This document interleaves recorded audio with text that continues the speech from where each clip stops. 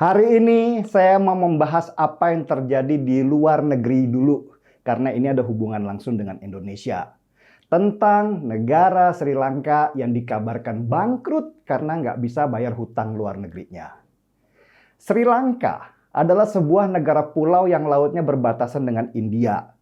Sri Lanka dengan jumlah penduduk kurang dari 21 juta jiwa ini, mayoritas penduduknya beragama Buddha.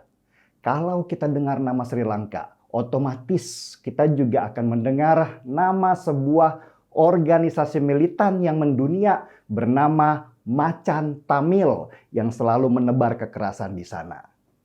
Dan baru-baru ini Sri Lanka heboh karena dikabarkan mereka gagal bayar hutang sebesar lebih dari 700 triliun rupiah.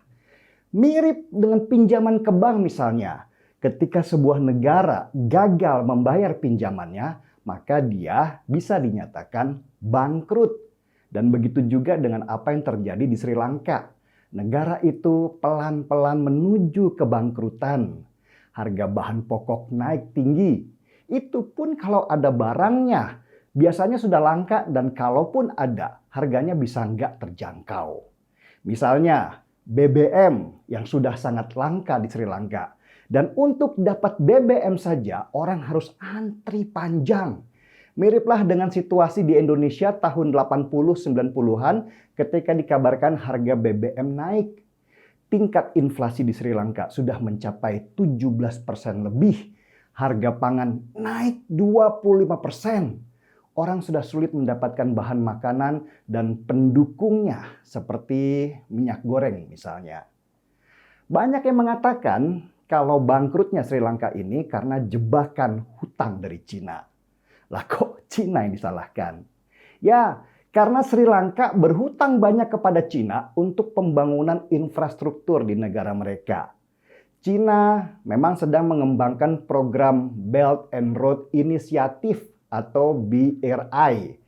Ini program pembangunan global yang digerakkan Cina untuk membangun infrastruktur di 132 negara di dunia. Dulu program ini dinamakan Jalur Sutra Baru. Jalur Sutra di masa lampau sangat terkenal sebagai rute perdagangan yang mempertemukan timur dan barat dan diberi nama sutra karena dulu di Cina banyak yang berdagang sutra. Dan jalur perdagangan ini juga menjadi titik pertemuan dan pertukaran budaya antara barat dan timur. Dengan mengambil program BRI ini, berarti Sri Lanka setuju untuk mengambil hutang jangka panjang kepada Cina khusus untuk membangun infrastruktur di negara mereka. Infrastruktur di sebuah negara adalah tulang punggung perekonomian. Tanpa infrastruktur ekonomi di sebuah negara tidak akan pernah bisa bergerak dengan cepat sehingga biaya pun bengkak dan harga barang menjadi mahal. Nah, masalah dengan hutang sebenarnya bukan ada di duitnya, tetapi di pengelolaan duit hutangnya. Seperti kita hutang ke bank misalnya.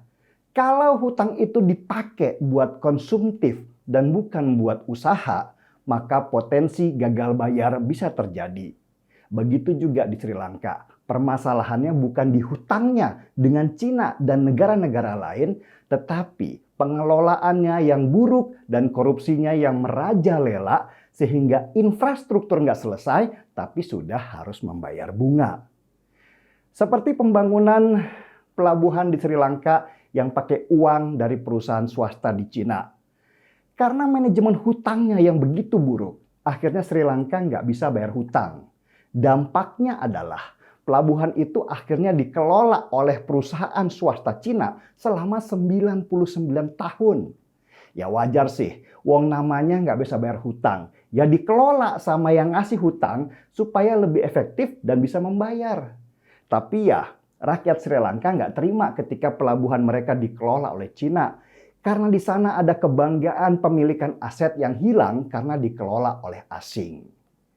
Karena kasus pelabuhan Sri Lanka yang pengelolaannya diambil Cina itulah muncul istilah jebakan hutang Cina. Maksudnya jebakan hutang di sini, Cina dianggap punya pasal perjanjian yang disembunyikan untuk menjebak si penghutang supaya aset mereka bisa diambil alih oleh Cina. Pertanyaannya, dari mana sih isu jebakan hutang Cina itu berasal? Ya dari mana lagi kalau bukan dari Amerika. Amerika dan Cina sedang dalam situasi perang dagang, memperebutkan hegemoni mereka di dunia internasional. Jadi wajar kalau Amerika menebar isu dengan menakut-nakuti negara lain untuk hati-hati terhadap Cina. Hanya jeleknya, Amerika itu cuma bisa nakut-nakutin doang, tapi nggak pernah membantu Sri Lanka membangun negaranya dengan pembangunan infrastruktur.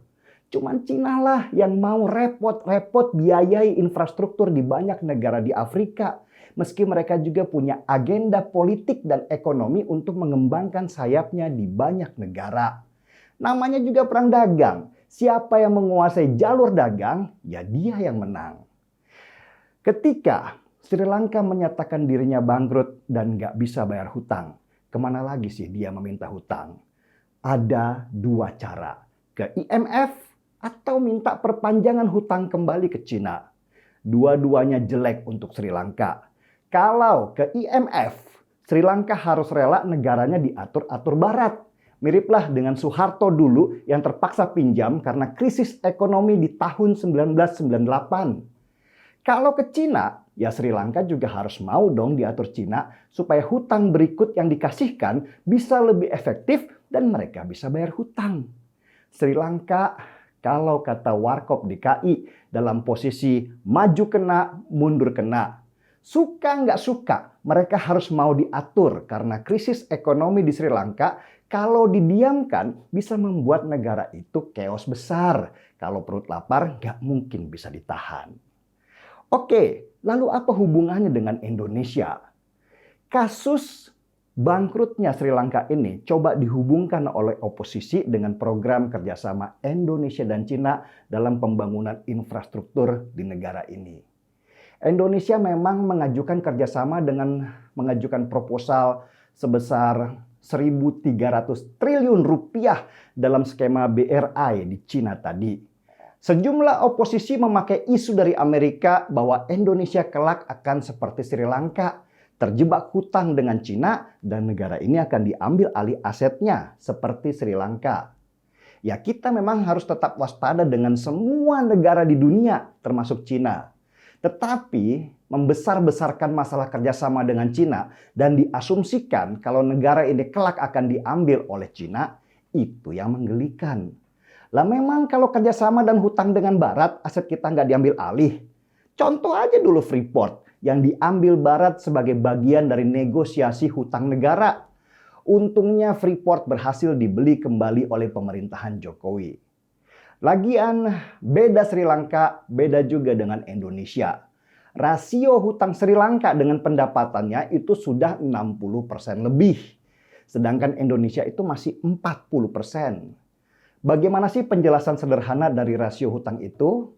Gini ya sederhananya. Misalnya kita punya gaji sebesar 100 juta rupiah setahun.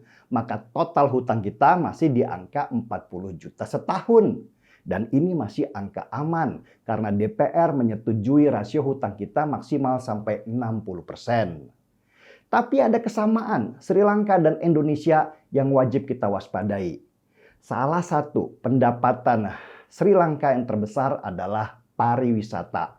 Pariwisata di Sri Lanka anjlok sampai 90% karena serangan bom macan Tamil di tahun 2019 dan pandemi selama 2 tahun. Nah, karena punya pendapatan besar di pariwisata, Sri Lanka nggak membangun industri dalam negerinya dengan baik sehingga hampir semua barang di sana impor dari negara lain. Ketika Sri Lanka bangkrut, nggak punya duit, maka nggak ada uang juga untuk beli barang dari luar negeri. Indonesia juga begitu. Kita manja benar sama impor. Apa-apa impor, sampai cangkul aja impor.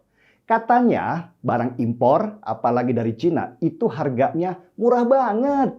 Ini yang bahaya. Kalau terlalu manja dengan impor, ketika satu waktu kita ada masalah, maka barang semurah apapun pasti akan naik tinggi harganya.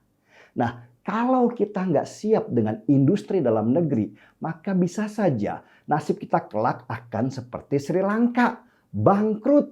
Bukan karena jebakan hutang dari Cina, tapi karena kita nggak mampu mengelola hutang dari luar. Selagi masih dipercaya oleh negara lain dengan dikasih hutang, maka hutang itu salah satunya harus dipakai produktif dengan membangun industri dalam negeri supaya kita nggak tergantung dengan siapapun kecuali diri kita sendiri. Setuju? Markitar, mari kita pintar. Saya Denny Siregar, kita di acara Timeline.